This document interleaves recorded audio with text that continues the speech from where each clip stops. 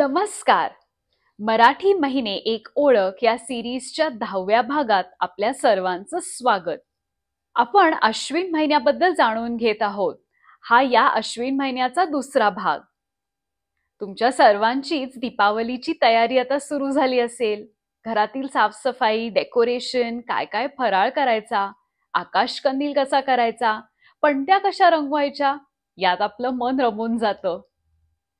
घराबाहेर पडलो की बाजारात रंगीबिरंगी गोष्टी आणि दुकानांची सजावट बघून मस्त वाटतं. या काळात एक वेगळाच उत्साह असतो, नाही का? या निमित्ताने आपण आपल्या नातेवाईकांकडे, मित्रपरिवाराला भेटतो, गप्पा रंगतात, एकमेकांकडे जाणं होतं आणि आपल्यामधलं हे नातं अजून घट्ट होतं. आपली संस्कृतीच अशी आहे. सणासुदीच्या निमित्ताने आपण आपल्या धर्माशी जोडले जातो.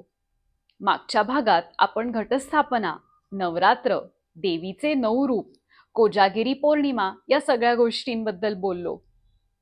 दीपावली म्हटलं की एक अजून खास गोष्ट म्हणजे किल्ले बनवणे. मुलांना दीपावलीची सुट्टी असल्यामुळे त्यांच्यात किल्ले तयार करण्याचा खूप उत्साह असतो. लहान मुलंच नाही तर सर्वांनाच किल्ले तयार करायला खूप आवडतं. पूर्वी किल्ले तयार करण्याची स्पर्धा असायची. अजूनही काही ठिकाणी प्रथा चालूच असेल. पण नेमके किल्ले का बांधतात हे जाणून घ्यायचे असले तर आमच्या चॅनलवर एक व्हिडिओ आहे, तो तुम्ही बघायला विसरू नका. मी व्हिडिओची लिंक डिस्क्रिप्शन बॉक्समध्ये शेअर करते. आता दीपावलीचे दिवस कोणते आणि प्रत्येक दिवशी काय खास असते याबद्दल जाणून घेऊया. म्हणजे तुमच्या प्लॅनिंगमध्ये थोडीशी मदत होईल. चला मग सुरू करूया. अश्विन कृष्ण अष्टमी, 8वीची पूजा. या तिथीस खास विदर्भात 8वीची पूजा केली जाते. 8वी ही महालक्ष्मीच्या 1 रूपांपैकी मानली जाते. एका कागदावर हत्तीचे चित्र काढतात आणि या सीझन मध्ये मिळत असलेली फळं ठेवून पूजा केली जाते. तसेच या काळात येणाऱ्या धान्याची पूजा करण्याची सुद्धा पद्धत आहे. भारत हा शेतीप्रधान देश असल्यामुळे आपले बरेच सण हे शेत, पेरणी, पिकं आणि याच शेतात काम करत असलेल्या बैलांशी जोडले आहेत. अश्विन कृष्ण द्वादशी, वसुबारस, दीपावलीचा पहिला दिवस. भारतात आणि खास करून हिंदू धर्मात दीपावलीचा सण हा खूप उत्साहाने साजरा केला जातो. महाराष्ट्रात दीपावली ही वसुबारस म्हणजे अश्विन कृष्ण द्वादशीपासून सुरू होते. वसु म्हणजे धन आणि बारस म्हणजे द्वादशी, म्हणून या दिवसाला वसुबारस हे नाव पडले. या दिवसाला गोवत्स द्वादशी असेही म्हणतात. समुद्र मंथनाच्या वेळी जी 14 रत्ने प्रकट झाली त्यातले एक रत्न म्हणजे कामधेनू गाय.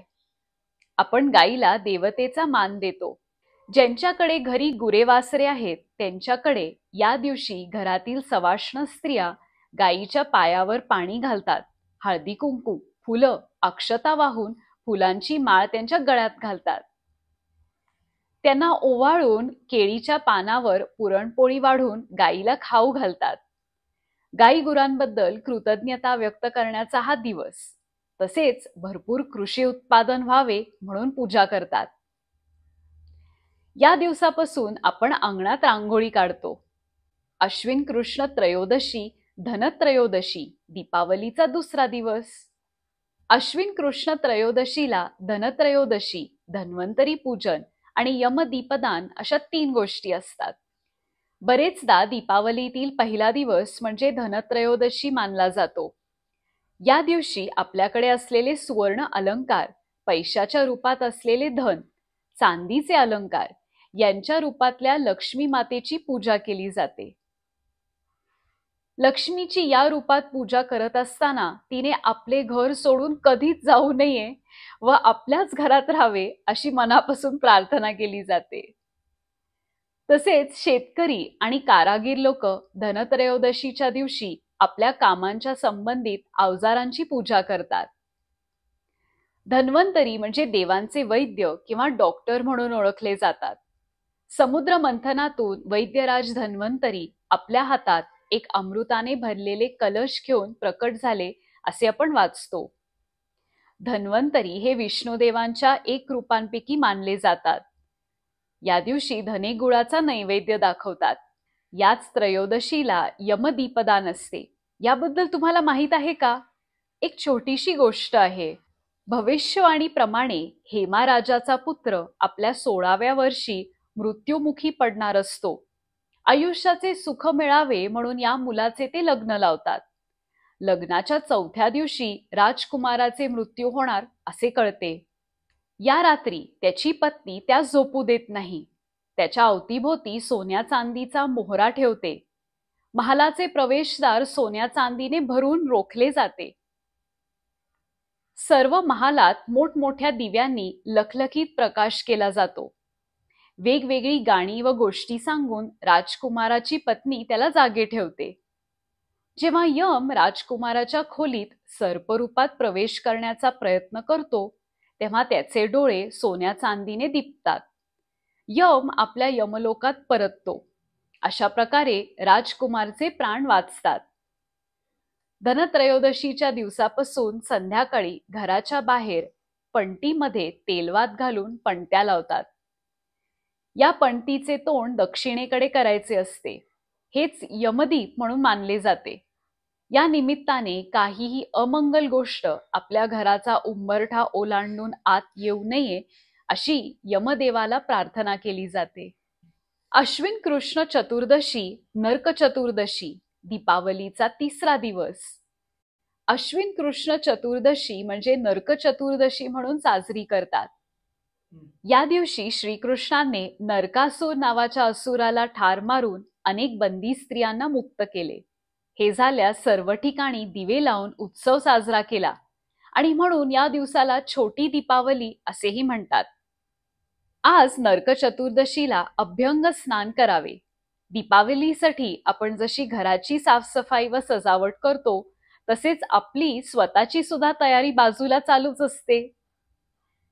कुठल्या दिवशी कुठले कपडे घालायचे, एखादी नवीन साडी विकत घेऊया, या गोष्टींचे विचार मनात चालूच असतात. आणि म्हणून अभ्यंग स्नान असते का? खरं तर त्यामागे एक वेगळे कारण आहे. थोड्याच दिवसात आता हेमंत ऋतू सुरू होणार म्हणून खरं तर आपण आपली या दिवशी काळजी घेतो. सध्या शरद ऋतू चालू आहे. हवे ते गारवा तुम्हाला जाणवत असेल. मात्र हेमंत ऋतू आला म्हणजे हा गारवा वाढणार. हिवाळ्यात आपली त्वचा कोरडी पडते. या थंडीला सामोरे जाण्यासाठी अभ्यंग स्नान करावे. सकाळी लवकर उठून संपूर्ण शरीराला तेल व सुवासिक उटणे लावून मग आंघोळ करतात. उटणे म्हणजे अगर, चंदन, कस्तुरी, केशर अशा सुगंधी पदार्थापासून केलेले एक मिश्रण. आंघोळ झाली की पणत्या लावतात. आज सकाळपासूनच फटाके वाजवतात. घरात तयार केलेला खास दीपावलीचा फराळ देवाला नैवेद्य म्हणून दाखवतात आणि मग आपण सगळे या फराळावर अगदी तुटून पडतो. मग डाएट वगैरे सगळे बाजूला जाते आणि खरं तर तसंच असावे, नाही का? बरीच मंडळी आपल्या नातेवाईकांकडे जातात आणि घरातील लोकांबरोबर गप्पा रंगतात. दीपावलीत हीच तर मजा असते. अश्विन अमावस्या, लक्ष्मी कुबेर पूजन, दीपावलीचा 4था दिवस. अश्विन महिन्यातील पौर्णिमेला सर्वांच्याच घरी लक्ष्मी मातेची पूजा केली जाते.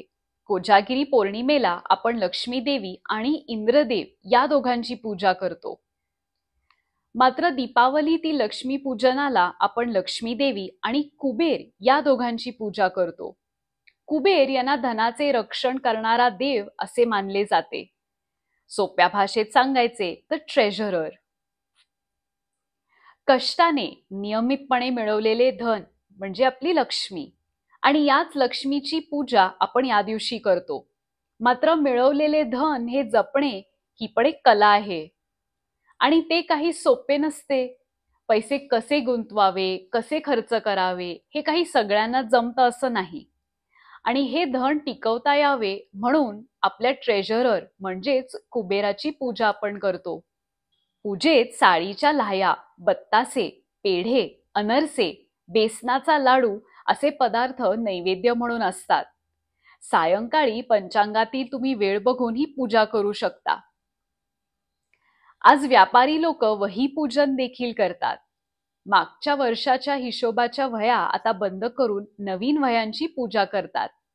या दिवशी संध्याकाळी सगळ्या घरभर दिवे लावून, सगळीकडे पणत्या लावून, आकाशकंदील लावून मोठ्या प्रेमाने आपण घरी येणाऱ्या लक्ष्मी मातेचे स्वागत करतो.